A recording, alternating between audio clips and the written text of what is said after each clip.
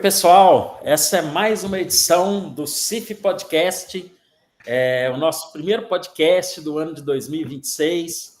Interrompemos aí um pouco as férias para que a gente possa tratar de um tema super atual, que são as novas oportunidades que se abrem aí para o setor florestal na América do Sul, com essa possível mudança que está para ter na Venezuela e que tem um impacto também na Colômbia. Vamos falar sobre isso, é esse o tema, por isso interrompemos um pouco as nossas férias para tratar esse assunto. Meu nome é Gleison dos Santos, eu sou professor de Genética e Melhoramento da Universidade Federal de Viçosa e também diretor científico da Sociedade de Investigações Florestais. Estou aqui com mais 3 especialistas em América do Sul, em Colômbia. Vou deixar eles se apresentarem. Primeiro, Vitor Neto, por favor, se apresente. Gracias, buena tarde a todos. Mi nombre es Víctor Nieto, soy ingeniero forestal de Colombia y gerente de la empresa Genlictus. Lastimosamente tengo que hablar en español, pero voy a hacerlo lento para que todos entiendan. Muitas graças, Victor. Todos entendem você muito bem, se necessário também. A CIF vai fazer legendado, porque a gente vai ter tanto o podcast via áudio, como a gente vai ter também, pela importância do tema, também vai para o YouTube, as imagens. André, se você pudesse apresentar também, por favor. Bom, boa tarde a todos. Meu nome é André, sou engenheiro florestal formado aqui pelo UFV e trabalho como consultor de algumas empresas na Colômbia, já fazem quase 3 anos, e vamos conversar um pouco aí sobre esse novo cenário na América do Sul. Obrigado, André. Michele, por favor, se apresente também. Olá, boa tarde a todos. Eu sou Michele Brandão, gerente executiva aqui da Sociedade de Investigações Florestais. Sou engenheira florestal, formada pela Universidade Federal de Viçosa, e mestre e doutora em Genética e Melhoramento também aqui pela Universidade Federal de Viçosa.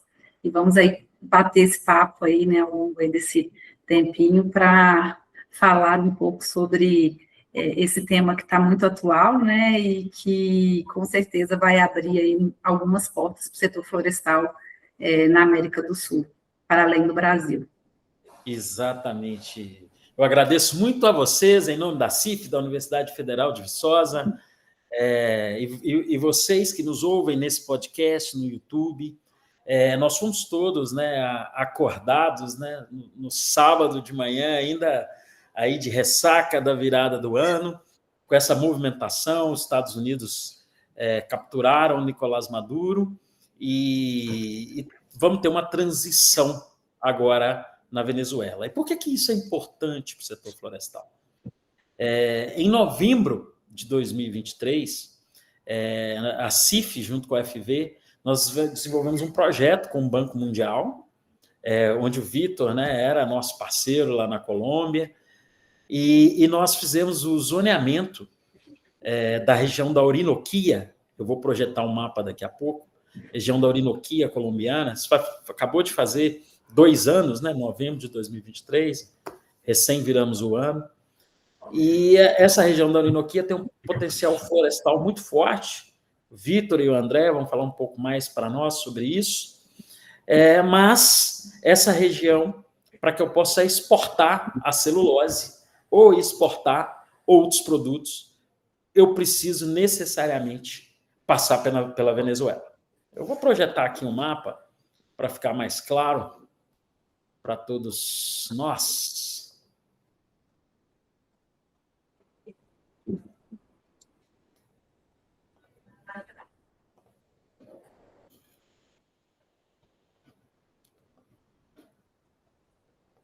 Vocês estão vendo a minha tela? Sim, perfeitamente, Gleison. Perfeito. Então, nossos ouvintes, nós estamos falando, a Orinoquia, nós levamos 12 empresas florestais associadas à CIF, como eu já falei, né, nesse giro do Banco Mundial, para conhecer essa região aqui. Vou passar o mouse aqui em cima, a região da Orinoquia colombiana, Onde está marcado esse ponto aqui é a cidade colombiana de Porto Carreño. Ela é a capital do estado de Vichada. E veja que ela fica bem na divisa com a Venezuela. Essa região aqui, ela passa uma série de rios. O principal deles está aqui, ó, que nós conseguimos ver até a divisa, né? Porto Carreño está aqui, Colômbia de um lado, Venezuela do outro. E aqui nós temos, então, o Rio Orinoco, o famoso Rio Orinoco, né? De livros, filmes e etc. E o Rio Orinoco, ele, além de dividir os dois países, então é uma área rica em água.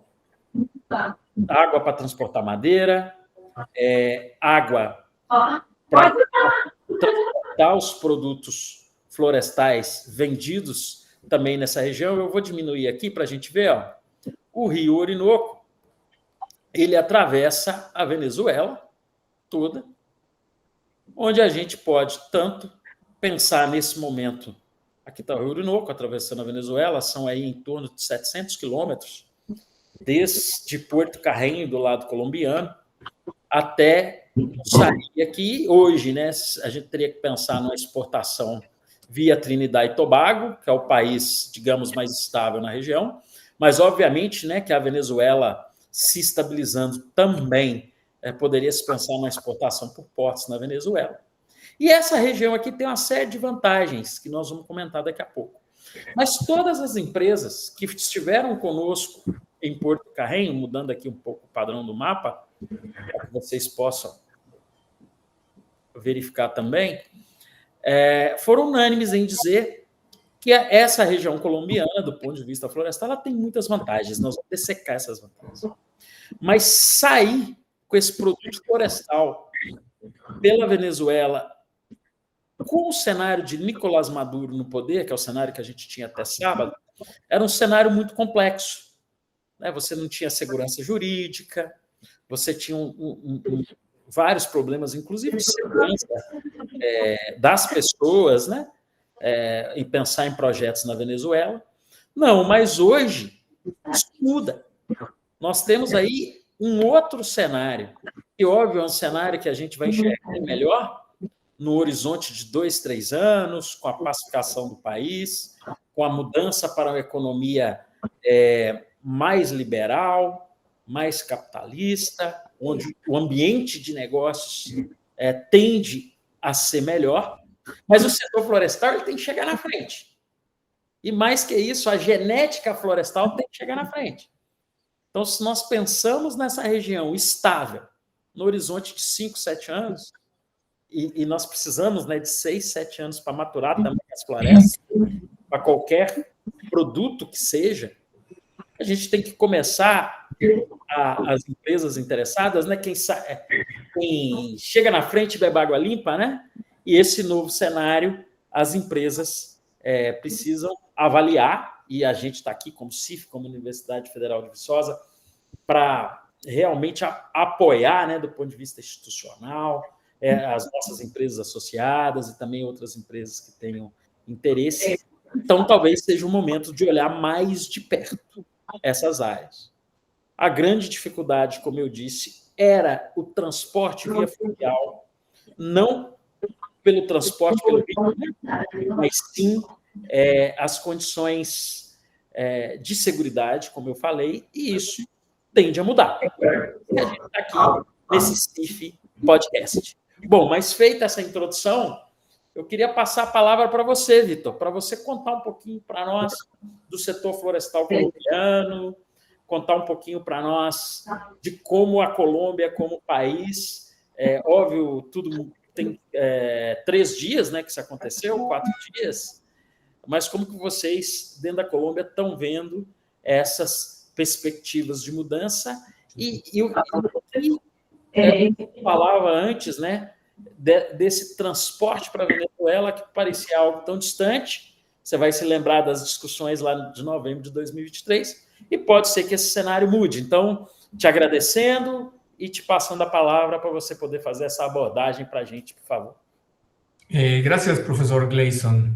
Bueno, Colombia es un país con mucha expectativa y oportunidad en términos de reforestación.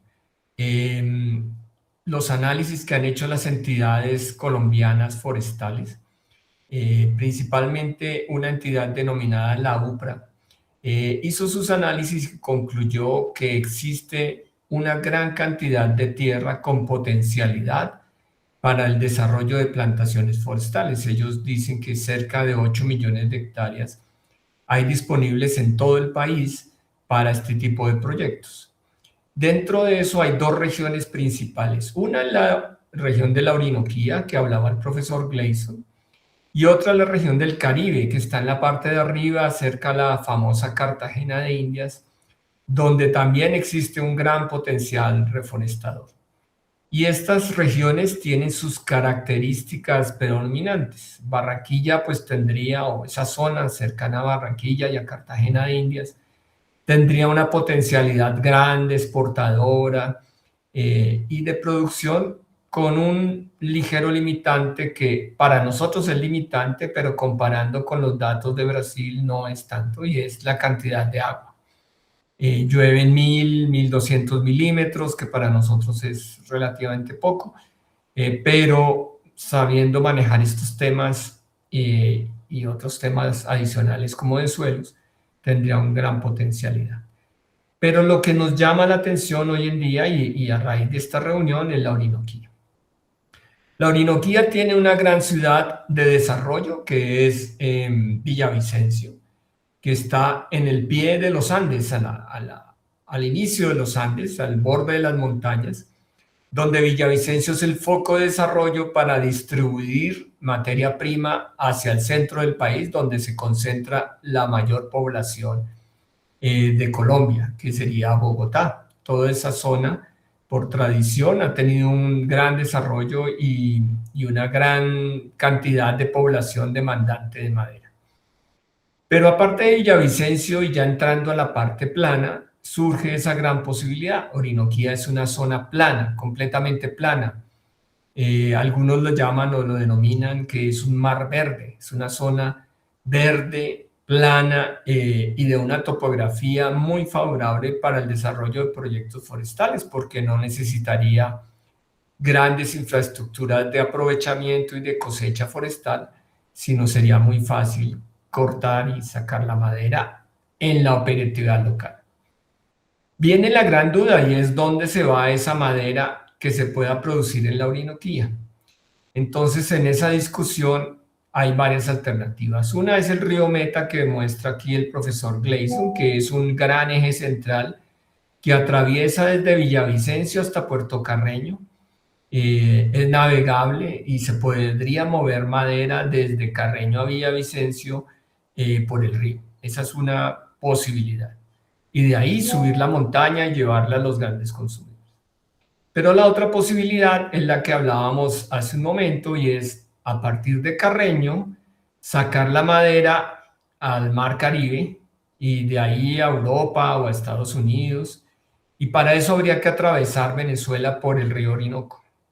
Eso es una iniciativa desde hace muchos años y que se ha pensado incluso en llevarla a Trinidad y Tobago, industrializarla ahí, llevarla en bruto hasta esta isla de Trinidad y Tobago y hacer la transformación primaria ahí y distribuirla a Europa o a Norteamérica desde Trinidad y Tobago.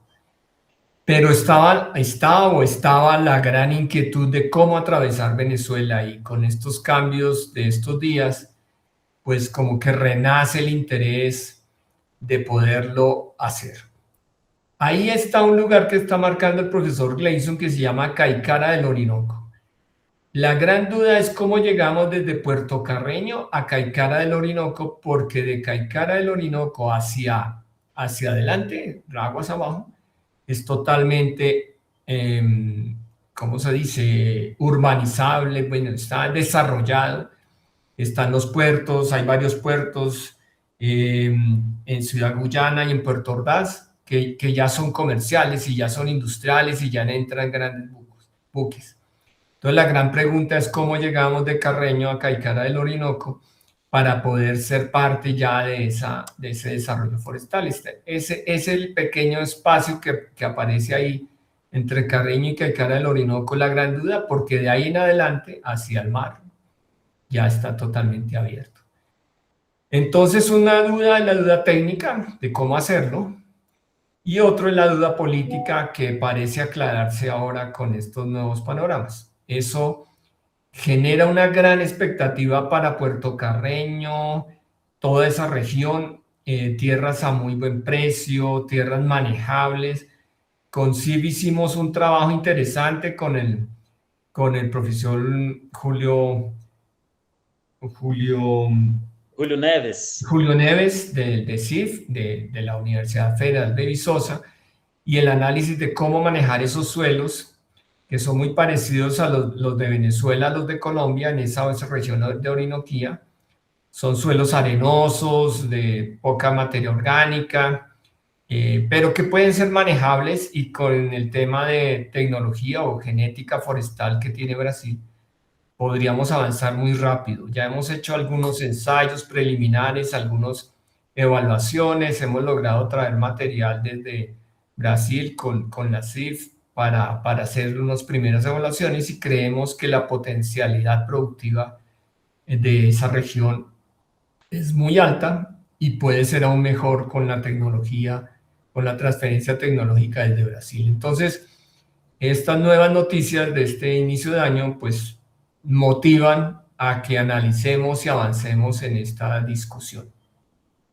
Eso es, creo que inicialmente, professor, lo que vale a pena ressaltar.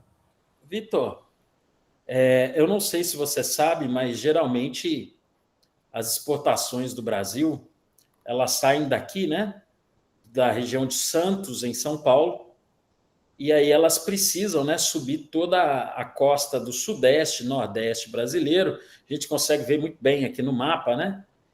E para a gente chegar no Canal do Panamá, que está aqui, né? Sim. A gente sai então aqui de São Paulo, costeia todo o nordeste brasileiro, costeia o Suriname, costeia as Guianas, a Venezuela, a Colômbia, e nós gastamos 18 dias para chegar de navio desde São Paulo até o Canal do Panamá. Correto. E se eu sair com a minha celulose, o meu produto florestal aqui de um porto em Trinidad e Tobago, ou mais para frente um porto na Venezuela, eu demoro 3 dias, 3 a 4 dias para chegar no Canal do Panamá. Então isso quer dizer, Victor, entre 14 e 15 dias a menos de frete marítimo para que eu possa acessar os mercados, né, aqui da Ásia. Tanto China, como Japão, Coreia, Índia, né, que tem crescido muito. Hoje a gente acessa via Canal do Panamá. E só para chegar de São Paulo, como eu disse, ao Canal do Panamá são 18 dias. Eu saindo aqui da Venezuela, né, eu tenho 14 dias, em média, a menos de frete marítimo. Isso é muito dinheiro. Correcto, correcto. Hay otra cosa, profesor Gleison, y es la salida de la madera de Colombia hacia Europa, porque ya hay varios productos o varias iniciativas de productos de pellets, de madera para quemar, para calentar calderas y todo este tipo este tema energético de Europa, de madera con visto bueno ambiental, despachada hacia Europa. Y también ahí sería una buena oportunidad, ¿no? Sem dúvida. Só para, aproveitando o gancho aqui que o Vitor comentou, né, sobre a área ali da Orinoquia, sobre os terrenos planos, e aí para contextualizar um pouco os ouvintes aí brasileiros, que é uma área muito similar ao Mato Grosso do Sul, né? Então, solos mais arenosos, pouca matéria orgânica. Então, acho que é uma informação importante aí, né, para a gente comentar, para que as pessoas possam entender e visualizar um pouco, né, como que seria essa região, né, essa área aí disponível. Sem dúvida, Michele, nós estamos diante de um novo Mato Grosso do Sul. Se a gente pegar o desenvolvimento que o Mato Grosso do Sul teve lá desde 2006, 2007, né, do primeiro contextualização do projeto Horizonte 1, na época da Votorantim, o que a gente vê no Mato Grosso do Sul hoje, 20 anos depois, a Orinoquia da Colômbia é um novo Mato Grosso do Sul. Em termos de terreno plano, totalmente plano. O preço de terra, vamos confirmar com o Vitor, mas infinitamente mais barato que qualquer região do Brasil hoje. O preço de terra nessa região está em torno de $300 o hectare, Vitor? Correto. Em torno de $300 o hectare. Se a gente for falar em terra no Mato Grosso do Sul hoje, nós vamos estar falando de $15 mil, $20 mil o hectare, em algumas regiões, até mais, enquanto nós ainda podemos acessar terra na região da Orinoquia a $300. Então, isso Michele, sem dúvida, muito competitivo. Óbvio que nós temos problemas logísticos, estamos justamente falando aqui de acessar um rio, né, para tirar essa celulose da Colômbia de exportação, mas a gente sabe muito bem que a navegação do rio é o frete mais barato que existe. Então, eu posso ter uma planta de celulose ou de outro produto qualquer, ou de pellet, como o Vitor falou, aqui na boca do Orinoco, e transportar ele por rio até o porto, e depois acessar aqui, via o canal do Panamá, a Ásia. Então, realmente é muito diferente. Vitor, eu me lembro muito bem que no trabalho que a gente fez com o Banco Mundial, só nessa região aqui, né, de Vila Vicêncio a Porto Carreño, a gente encontrou 11 milhões de hectares com aptidão florestal. A Orinoquia, como um todo, tem em torno de 26 milhões de hectares. Desses 26 milhões de hectares, em torno de 11 milhões de hectares tem aptidão para floresta. Então, nós estamos falando, Michele, em termos de tamanho, é uma área até muito maior que o Mato Grosso do Sul em disponibilidade de terra. Óbvio, com a logística um pouco mais complexa que o Mato Grosso do Sul, ainda boa parte, né, dessa estrada aqui que liga Vila Vicêncio a Carreño, ela não é asfaltada, nós temos aí uns 600 quilômetros não asfaltado, mas como o Vitor comentou, né, nós temos um vial de rio, né, boa parte do ano pelo Rio Meta, e as coisas, obviamente, como a celulose pode sair pelo Orinoco até Trinidade e Tobago, os insumos também podem entrar pelo rio de Trinidade e Tobago para essa região. Nós estamos aí, sem dúvida, né, num dos lugares que pode ser um grande cluster florestal do futuro, e não só florestal. Nós estamos gravando esse vídeo aqui para as associadas à CIF, mas frutíferas, soja, milho, tem tudo para ser, obviamente, também um grande celeiro agrícola. E 11 milhões de hectares, eu posso ter diversas fábricas de celulose, eu posso ter culturas agrícolas, eu posso ter frutíferas, né? Aquela velha história de quem chega primeiro bebe água limpa. Ô, Vitor, mas eu queria te fazer uma pergunta que eu não sei se você vai saber me responder. Nós vamos provavelmente fazer outros podcasts sobre isso, né? Depois que a coisa for ficando mais clara, desse ambiente novo na Venezuela. Como eu tenho o Orinoco para a esquerda, que é a Colômbia, que a gente já conhece muito bem, já levamos empresas lá, a Venezuela se estabilizando, eu imagino que do Orinoco para a direita, eu tenho características razoavelmente semelhantes. Então, se eu estou falando que eu tenho 11 milhões de hectares do lado colombiano, que eu posso fazer floresta, eu posso fazer culturas agrícolas, muito provavelmente do lado venezuelano, que é muito menos conhecido, eu devo ter também boas perspectivas, correto? Correto. Eu acho que uma próxima oportunidade, né? Talvez a gente tenha que fazer um giro pela Orinoquia, mas também adentrar a Venezuela para conhecer essa nova região. Um novo roadshow aí. Um novo roadshow. Isso. Complementando um pouco aqui, professor, as características, sim, não tem muitos estudos, né, sobre os solos da Venezuela, mas provavelmente as manchas de solo são bem parecidas e que também os solos franco-arenosos ali do Mato Grosso do Sul é muito parecido. e unindo toda a tecnologia que o Brasil já tem, da trabalhabilidade desse solo, né? Tem pouca matéria orgânica, mas a gente já tem aqui diversos estudos de melhorar a capacidade química do solo. Ele é muito bem trabalhável, né? A física dele é muito boa. E eu já vi áreas ali com hectares a $200. Conheço bem essa estrada que não é asfaltada aí que vocês comentaram. Então, é uma oportunidade que está aparecendo aí, sem dúvida, muito boa. Exatamente, André. André, e o que você me diz da expectativa de produtividade? Eu sei que você tem andado muito por essa região. Você podia falar um pouquinho para mim, no geral, de expectativa de produtividade, se tem clone na região, como é que isso está? Claro. O potencial produtivo da Colômbia é um cenário incrível. Tem clones tanto de lá, quanto clones brasileiros, já em plantios semi-operacionais na Colômbia, que estão crescendo aí 40 metros cúbicos por hectare. Tem clones que se desenvolvem melhor na Colômbia do que no Brasil, inclusive. Os nossos clones mais plantados aqui, né? É uma área de ambiente quente e chuvoso.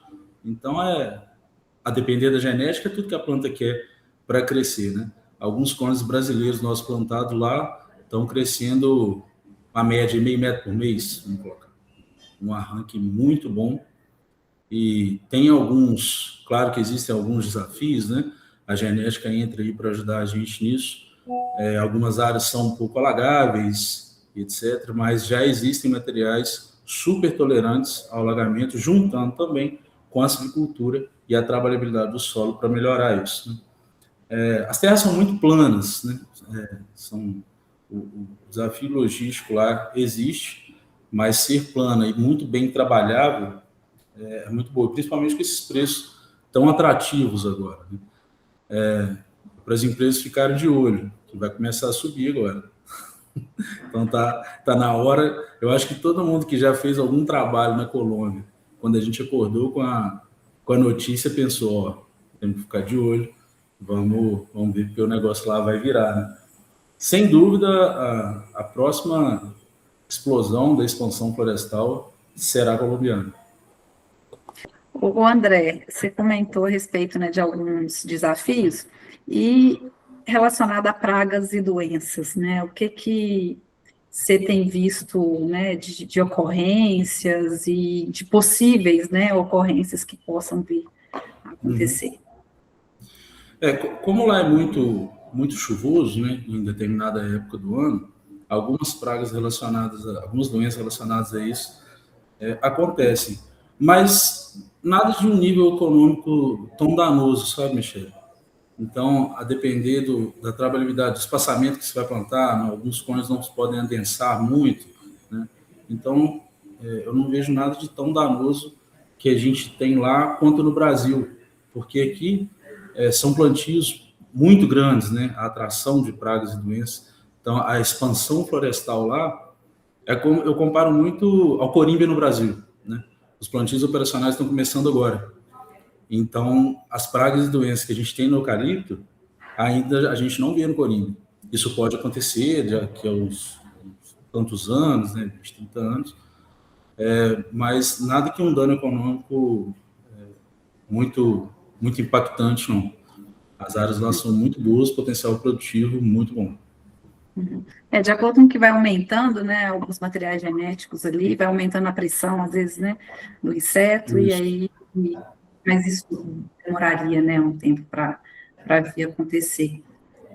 Assim, é um potencial gigantesco, né, pensando, assim, que não tem um melhoramento, né, ainda tão intensivo lá, e mesmo sem ter um melhoramento específico para a região, a gente já tem esses materiais produzindo, né, consideravelmente bem, né, inclusive maior do que a produtividade média hoje do Brasil, né, 40 metros por hectare ano é mais do que a nossa média. Então, a gente dedicar, né, o esforço, né, colocar mais material genético lá, aumentar a base e fazer o desenvolvimento de materiais genéticos com raça local, isso daí vai explodir. A produtividade vai ser altíssima. E tem clones locais que produzem muito bem, né? E para um start inicial, a gente já tem clones brasileiros que produzem muito bem lá e alguns colombianos também. E juntar a genética e o melhoramento com essa base e as características dos clones que se dão bem lá, com as características que a gente tem clones muito bem já trabalhados aqui no Brasil, isso daqui, nos próximos ciclos aí de melhoramento, vai explodir de produtividade. André, e como é que é clone, muda clonal na região? Parece que tem um clone muito famoso lá, que tem potencial de crescer acima de 45 metros cúbicos hectariano, é o Tecu, o nome dele? Fala mais um pouquinho de viveiro clonal na região da Orinoquia, desse clone. Sim, tem esse clone lá, o Tecu, que foi desenvolvido por uma empresa colombiana, potencial produtivo acima de 40 metros cúbicos hectariano, e muito tolerante a alagamento, tolerante a seca. O clone, assim, de um potencial produtivo, não, uma realidade produtiva já desse clone, e foi desenvolvido lá. Hoje em dia ele é plantado para sequestro de carbono, mas o crescimento dele é muito bom para madeira e rendimento de celulose. Também já foram feitos alguns estudos, o rendimento de celulose dele é muito bom. Então, tanto clones comerciais quanto o Tecu, que foi desenvolvido lá, que é o melhor clone da Colômbia, para potencial de produtivo de madeira muito bom. E também a trabalhabilidade dele em viveiro, a gente vem trabalhando com esse clone aí já tem quase 3 anos, está com um enraizamento de 91%. Sobrevivência em casa de vegetação, a gente não fala que é 100% para não falar que é mentira, né? Então, a gente foi, ao longo desses anos, foram feitos alguns ajustes de manejo para alcançar esses números tão bons. A produtividade dele em mini jardim também é muito boa. A gente viu que ele é um pouco sensível ao aumento de salinidade, então o manejo de fértil irrigação e irrigação foi ajustado muito para ele. A produtividade dele é muito boa em mini jardim, né, mini estaca seca mês, sobrevivência em vegetação, todos os passos para a produção clonal desse clone em escala foram ajustados ao longo desse ano. Então, se uniu, né, as características de viveiro muito bem ajustadas, a alta produtividade em campo, né? Normalmente, o que a gente vê, né? O cara que produz demais em campo enraiza pouco. O cara que enraiza muito, ele produz pouco em campo. Então, ao longo desses 2 anos, pouco trabalhando, a gente conseguiu unir essas duas coisas tão boas. Alto índice de enraizamento, altíssima produtividade em campo. Esse clone lá, né, a gente poderia falar que é o nosso I144 daqui, né, em termos de produtividade, também em questão de enraizamento. Eu diria que é um I144 melhorado, porque ele é um clone de pelita. Isso. Então, si uno mira la historia forestal de la Orinoquía, se da cuenta que el Pellita se desarrolló mucho porque una de las empresas más grandes que habían al inicio en Orinoquía estaba en el piedemonte, o sea, cerca a la montaña. Y cerca a la montaña, pues hay mucha más precipitación que lejos de la montaña, en la sabana abierta. Entonces, los análisis que hicimos, concluimos que se había portado muy bien Pellita porque Pellita provenía de Papúa Nueva Guinea, que es la zona selvática, entre comillas, de esa región de Australia y Papúa. Y por eso las procedencias de Papúa se portaron mucho mejor y Pellita se portó mucho mejor que otras especies. Pero en la medida que uno se aleja del piedemonte de la montaña, Pellita pierde competitividad y empiezan a entrar otras especies como el Urofila o la mezcla del Uro grandis, que empiezan a ser competitivas y a tener mejor desarrollo. Entonces, tal vez una condición ideal será tener esas mezclas con algo de sangre de Pellita para lograr soportar esos periodos húmedos, muy húmedos o muy secos, porque en Colombia es muy drástico ese cambio, a diferencia de Brasil. Aquí es o seco o húmedo. Hay meses hay periodos que pasan 3 meses sin una gota de agua. Entonces, encontrar esa condición ideal es muy importante. Vitor, quando você estava falando, né, você disse que eram 2 áreas potenciais na Colômbia, né, uma mais perto do Caribe, que você falou de 1.200, 1.300 milímetros de chuva, e eu acho que você não falou a precipitação na Orinoquia, que é essa região com a divisa da Venezuela, que é em torno de 2.500 milímetros de chuva, né? A água, Hay agua. no geral, não falta, né? Até um desafio, até por isso que o Pelita vai super bem, porque lá na Austrália também o Pelita ele ocorre, né, ali na região de Cairns, antes ou em cima, né, do que seria lá a Serra do Mar, ali de Queensland, da região de Cairns, e é uma região que chove também 2.200 milímetros, né? As nuvens batem na montanha, e chove, bate na montanha, e chove. Claro, incluso, profesor, hay un tema anecdótico, no sé cómo se dice en portugués, sobre eso. Y es que como aquí hay mucha explotación petrolera, el petróleo cuando se subsola el suelo sale, pero no sale puro, sale con agua. Y esa agua sale contaminada con petróleo. Entonces, la normatividad ambiental dice que debe purificarse esa agua antes de aplicarla al suelo. Y salieron varios proyectos en los cuales pensaban que plantando eucaliptos, el eucalipto iba a evaporar todo ese montón, esa sobreoferta de agua para lograr hacer ese manejo ambiental, y eso no es así. O sea, hay mucha agua disponible y demasiada agua en algunos lugares donde hay esa explotación. Entonces, eso no quiere decir que el eucalipto, porque tenga más agua, va a evaporar más. Y logramos demostrar esto. Y bueno, esa condición ideal de mucha disponibilidad de agua hay que aprovecharla para el manejo forestal. Em termos de sazonalidade, esses 2.500 milímetros são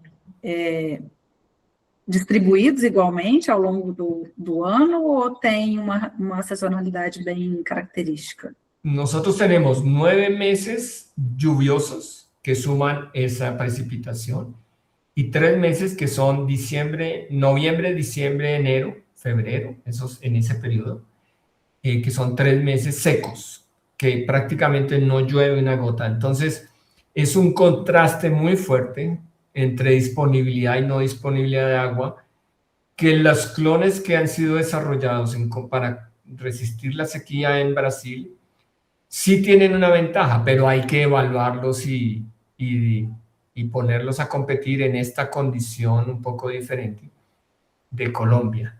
Sí, tiene una ventaja, pero hay que validarlo, sim. Vitor, essa é uma diferença, inclusive, marcante, né, para os materiais genéticos desenvolvidos no Brasil. Porque, no geral, a seca no Brasil, na maioria das regiões, é uma seca que ocorre no inverno, é uma seca que vai aí de maio a outubro.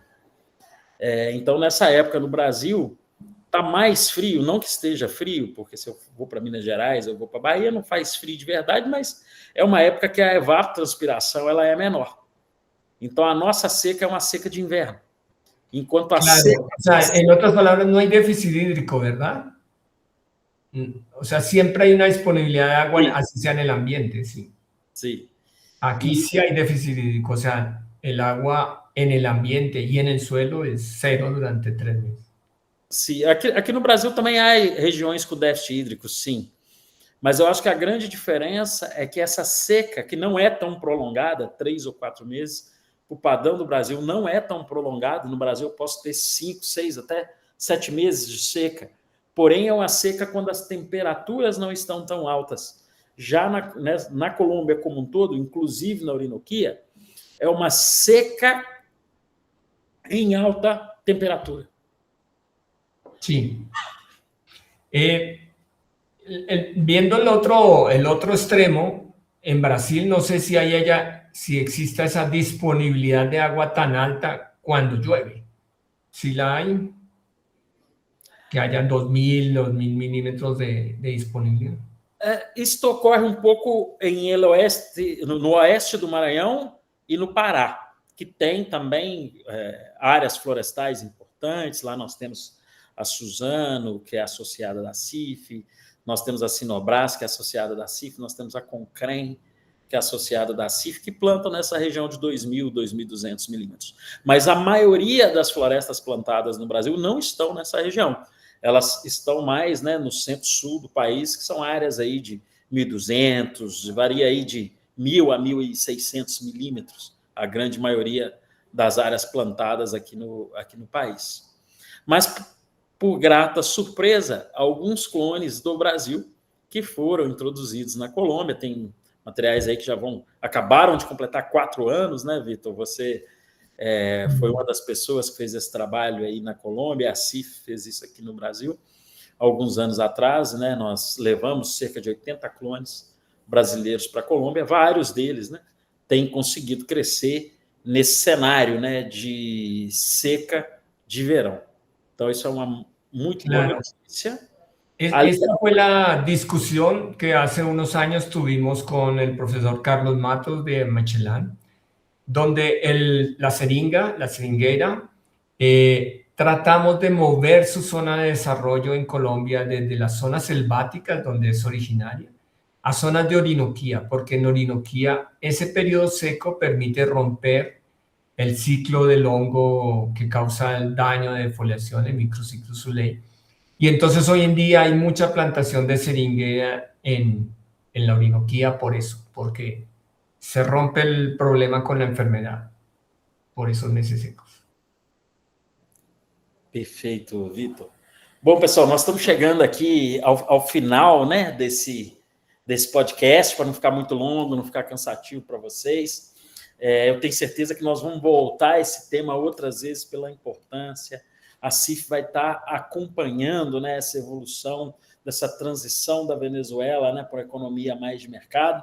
Mas eu queria, Michele, deixar você encerrar com uma visão de como a CIF, né, pode ser aí um vetor de aproveitamento, né, das oportunidades na Orinoquia colombiana, mais à frente na Orinoquia venezuelana. O que é a CIF? O que você, como gerente executiva da CIF, né, o que a CIF está pensando para apoiar quem está nos ouvindo agora, né, e que tenha interesse em aproveitar essa janela de oportunidades aí na Orinoquia colombiana? Não, perfeito, Gleison. A CIF está à disposição, né, de todas as associadas, né, que nós temos. 12 associadas já foram à região, já conheceram, sabem do potencial, e nós estamos aqui, né, com um braço técnico totalmente à disposição para a implantação de testes, né, levar mais materiais genéticos, né, exportação de materiais genéticos, às vezes, que sejam de posse da empresa, né, então, nós fizemos esse trabalho lá atrás, com os 80 clones de domínio público, mas as empresas vão ter interesse também de conhecer o desenvolvimento dos próprios clones, né, então, nós estamos aqui à disposição para fazer esse trabalho de exportação, implantação dos testes, né, acompanhamento, e inclusive, identificação de novas áreas lá, né, o Vitor, né, nosso parceiro aí também, pode ser um vetor aí para que identifiquem, né, as possíveis áreas de compra. Então, a CIF está à total disposição para fazer, né, as nossas associadas aí ir para além do Brasil e também aí ocupar, né, essa nova fronteira florestal que a gente está vislumbrando aí pela frente, num futuro próximo. Perfeito. Michele, bom, nossos ouvintes, é só o primeiro passo, aproveitando essa janela de oportunidades. Como eu falei, alguns de nós aí interromperam as férias só para poder trazer essa informação para vocês. Quem quiser mais detalhe, né, a CIF e a UFV estão à disposição. Acompanhe, né, as redes sociais da CIF, né, esse podcast é ouvido por mais de 20 mil pessoas em mais de 15 países, os podcasts que a CIF lança, mesmo sendo em português, é super interessante. Então, continue seguindo nossas redes, continue seguindo o podcast, que tendo mais novidades sobre o tema, a gente vai trazer aqui para vocês. Eu agradeço a vocês, Michele, Vitor e André. Obrigado. Obrigada, pessoal. Até mais. Valeu. Ok.